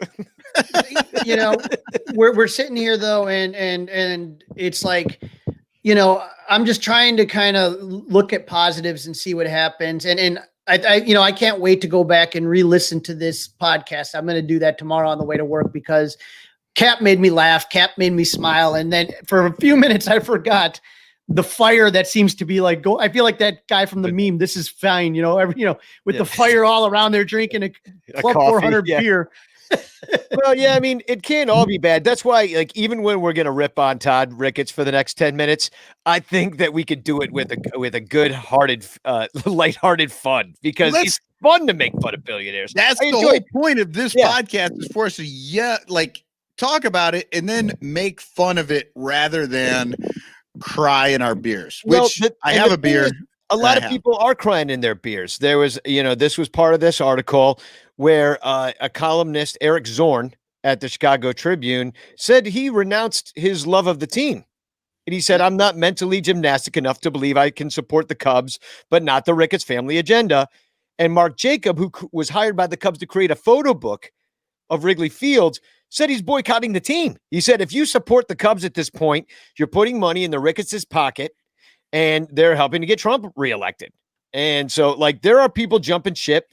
I thought this was kind of funny. This was in this article too.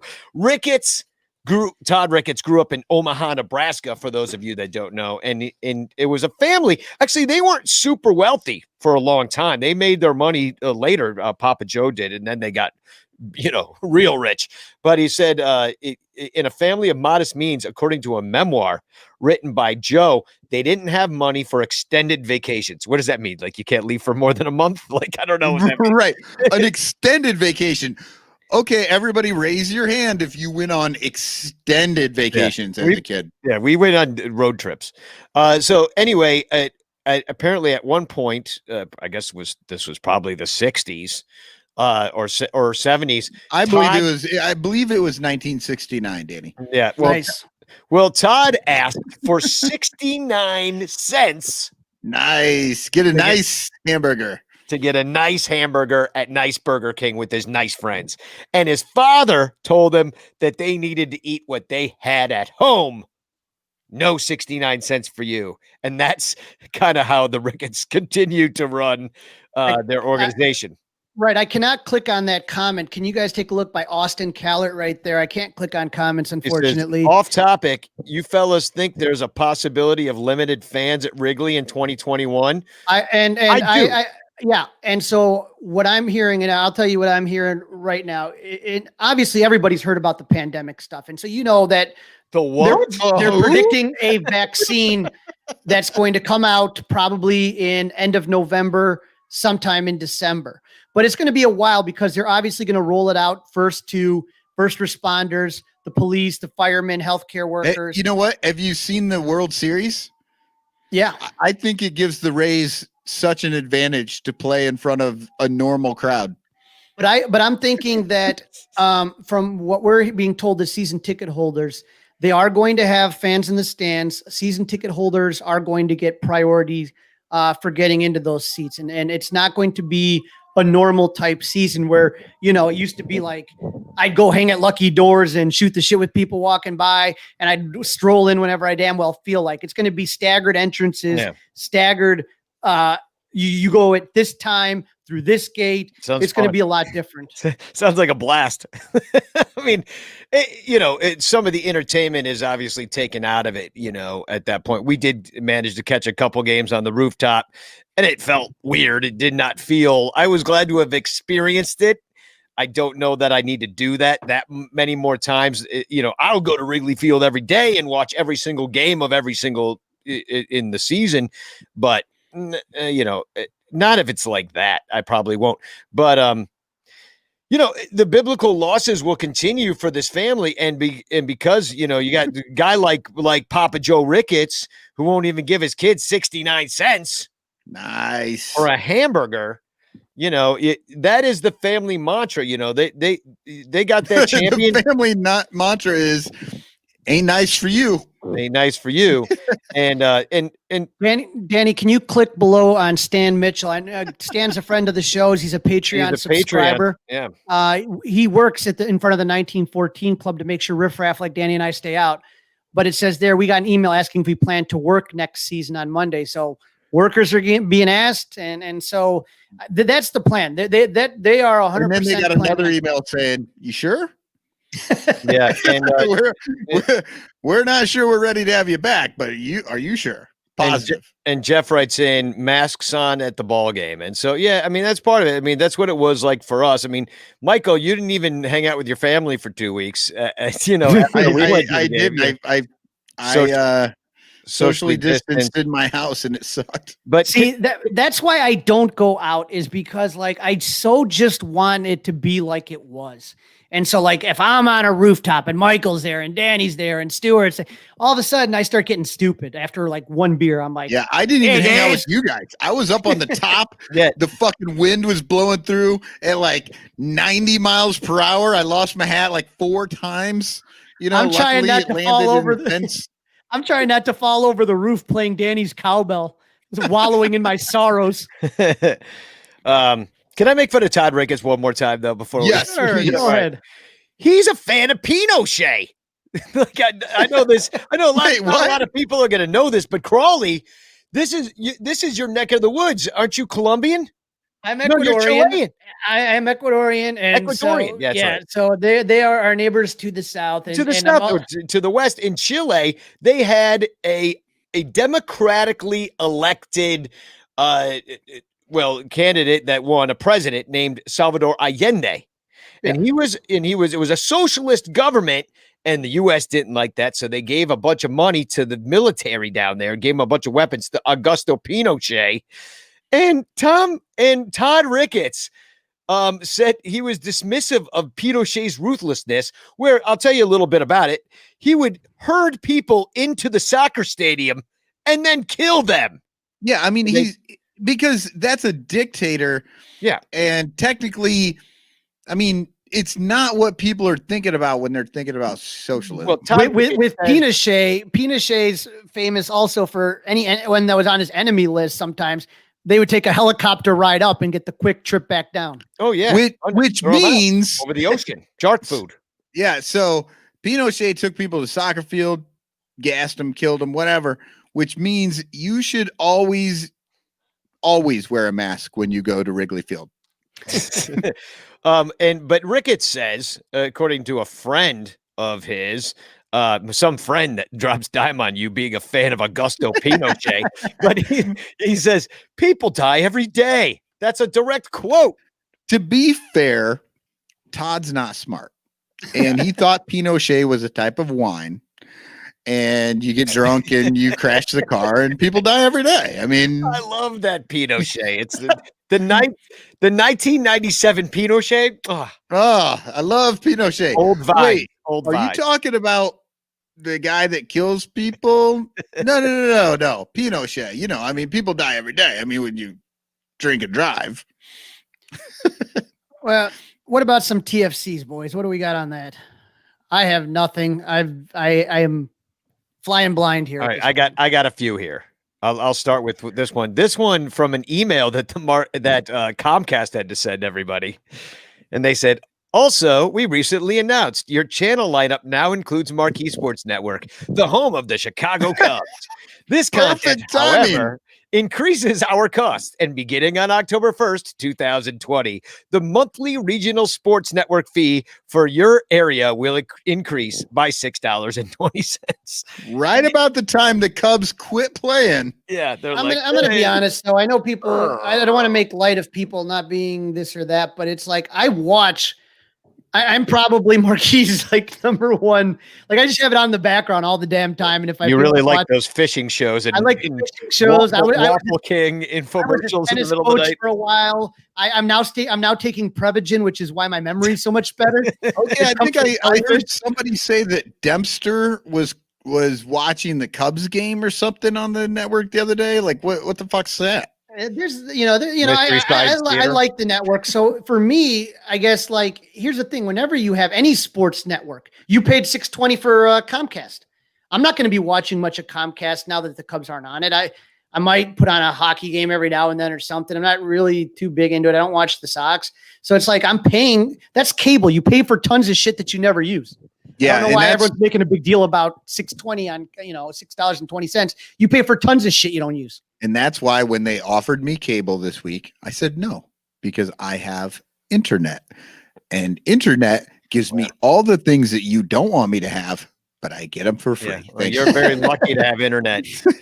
I know. I certainly don't. I need cable. All right, it's my turn. I'll do Yep. one because I only have one, Danny. Okay. Okay, so And these are some old ones. I was going through trying to figure out which TFCs, because we didn't do these for a while. So I got a little backlog, didn't know what we were doing. So hopefully I haven't said this before. Aaron Kessler says, I implore you all to put on the Red Sox game. They have this dude, Robert Stock, pitching, and he looks like he's twice divorced and completely given up on life. I can't stop watching him. It's transfixing. And that is a great TFC, but it becomes better when Robert Stock's wife chimes in, 0 times divorced, but if he keeps walking the leadoff batter, I'll consider filing. Oh, that's good. Very good. Oh, Such man. a good TFC 1-2 punch. Yeah, I'm trying to find a picture of Robert Stock here. You know, I think I might have had one, but it's such a great description. So twice divorced and given up on life. yeah, I'm going to put up a picture of him soon. I'm uploading it right now. Here he is, Robert Stock. He looks frightened of whoever's at the plate. Yeah, he kind of looks just like an overgrown Frodo to me. You know. I love that his wife so brilliant with that comeback, though. So, all right, here's another one I have. There was a video posted by John Antonoff, which was actually really interesting. Not interesting. It was kind of funny. It was of Cole Roederer and catching prospect Ethan Hearn, and they were jamming to Bob Marley in the video, and they were just kind of like air guitaring their bats. And, Don't worry. Right? Yeah, I I don't think know. that's what it was. Yeah. And so they're playing that, but John Antonoff went on to say they're jamming to Bob Marley with a true authenticity that Kamala Harris could learn from. And I was like, what? What? Yeah, I'm like, cool video, bro. But why do you got to bring it? Like, well, first of all, I got a lot of questions. How do Cole Roederer and Ethan Hearn jam with authenticity to a man from Jamaica who plays reggae music like that? And has been dead for years. Now, Kamala Harris, I don't believe she's Jamaican either. So there's nothing like, why did you bring up Kamala Harris is why you're at TFC this week. But what I did love was this response from Carrie, who said, maybe they should be practicing hitting with those bats with men in scoring position instead of pretending they are guitars. Just a thought. And Carrie nails it. And there you go for the win. FTW. And I got this one. And this is about no, I don't want to play that one. That was actually about here's it's Crawley. Crawley. Right back to back, I got some notifications. One was from you, another one was from Brett Anderson, and I'm going to bring you guys back together as friends because, right back to back in my tweets there, I didn't even have to put this together in Photoshop or anything. There's Crawley's Cubs Kingdom saying, so thankful the Rays pulled it off after they won the pennant. And right after that, Brett Anderson saying, Astros losing. And then there's a picture of Seinfeld looking pleased. So Brett wanted the Astros to lose. You wanted the Astros to lose. I forget. I replied a GIF. I can't remember what I replied with. Yeah. But here's the thing. I believe the GIF that you replied with was a smiley face with hearts in the eyes.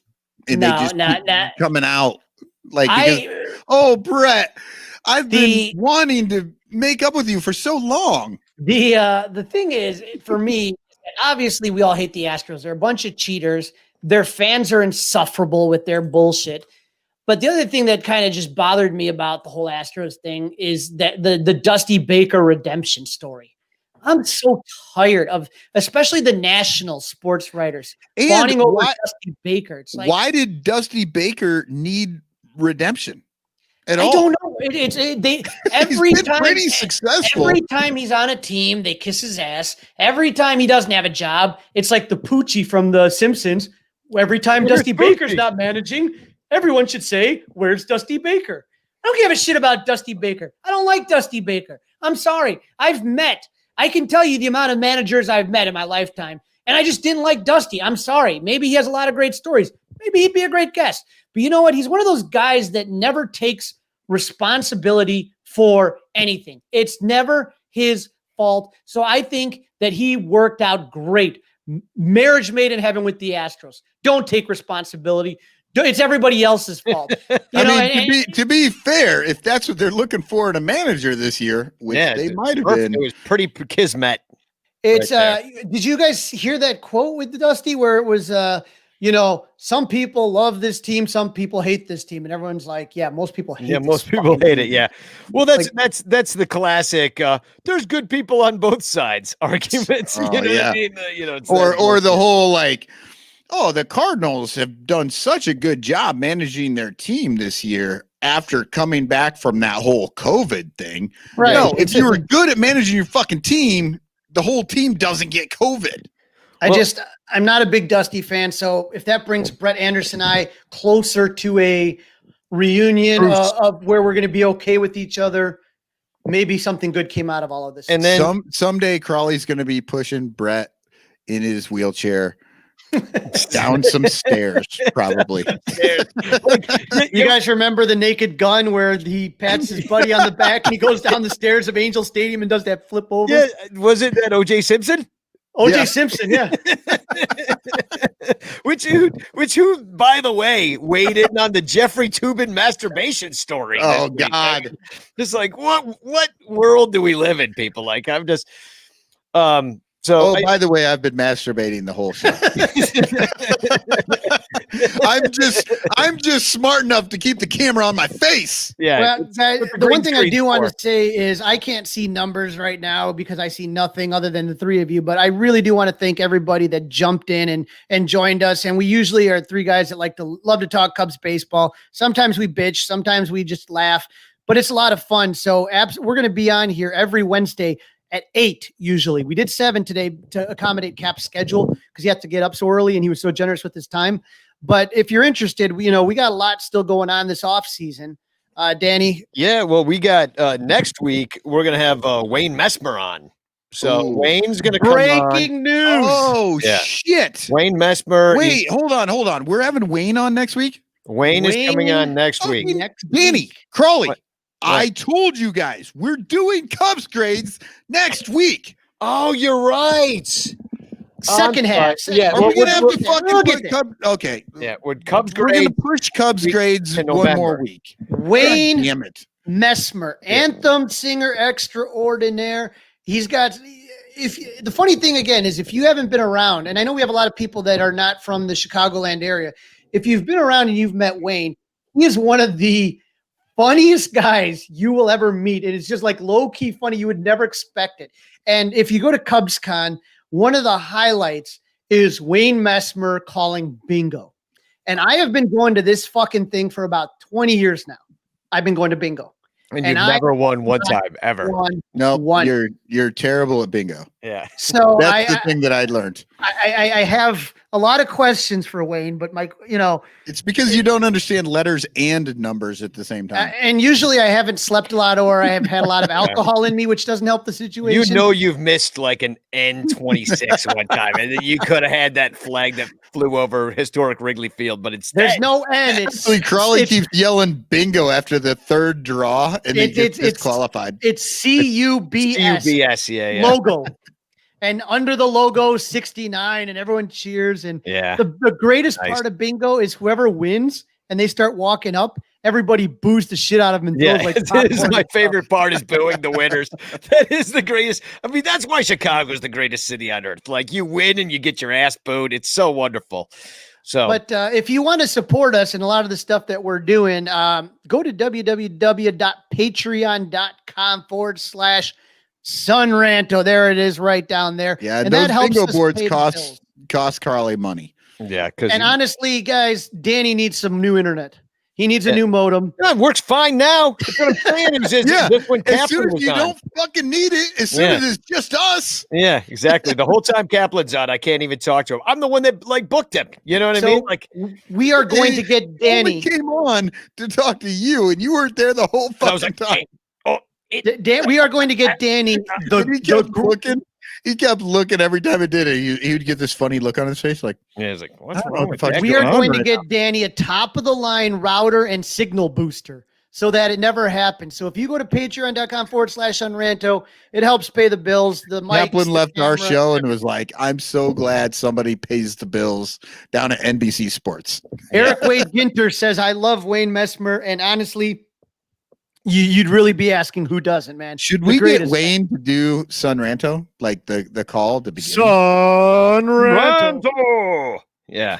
Why doesn't he have a cameo like Fergie Jenkins and his 69th best Cub? I got to play it now.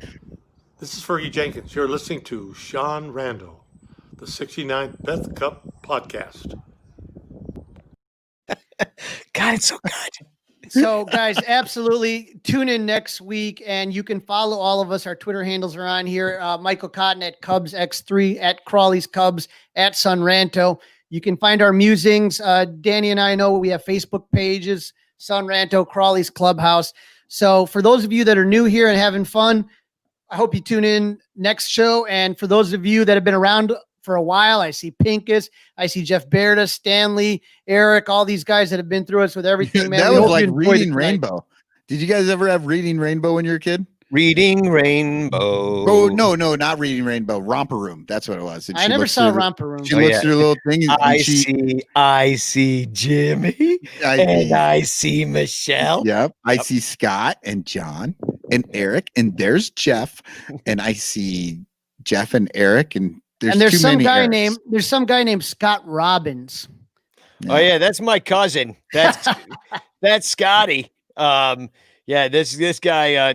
I might have made the first radio show I ever made with that guy. Like, So we had a great time. We would record the toilet flushing and just laugh hysterically, like for a dog food commercial. It'd be like, and see how much your dog loves it. They would flush the toilet and record that. Just great times. Yep. Anything else, gentlemen? No. We can spagog, I believe, and then I'll play. I wrote a Taxman by the Beatles parody a bit ago for Capman, and I thought I'd finish off the show with that. It's not One real last long. thing. I just want to say fuck you to Rachel Patterson and her stupid fight song for getting us dinged on YouTube. Oh. Yeah, fuck that bitch, Rachel Platt, and you're done. Yeah, you're butchered. you were That's the second name you canceling butchered. Yeah, and I also want to say, Crawley, you were putting out this thing, all the new people, and you were like, if you come back, this is when we do it. Well, if you don't come back, or if you've already dropped off this feed, fuck off. Yeah, exactly. You ain't here now, so fuck you. That was Michael Cotton, media director for the Chicago Media Cubs director for the 2021. Cubs. Everyone's blocked. Just do the goddamn interview, Rizzo. I don't got all fucking day to fucking blow sunshine up your ass. Just answer the woman's questions. Media director Michael Cotton. Right. Hire us now. We're cheap. You're not being honest. Tell her what you really feel, asshole. Well, spagog, everybody. And Spagog. we'll see you next Wednesday with Wayne Messmer. Tune on in. Spago! Hey, Cap, I wrote you a little song with some help from the Beatles. A kid who grew up in Skokie, who rants and raves about the Cubbies, 'cause he's the Cap Man. Yeah, he's the Cap Man. He spent 25 years on TV, bringing Cubs headlines to you and me. He says no shot if he disagrees. Phenomenal when he's happy. Capman, yeah, he's the Capman. Yeah, he's the Capman. And he doesn't eat sugar in food. Capman. Love you, Cap.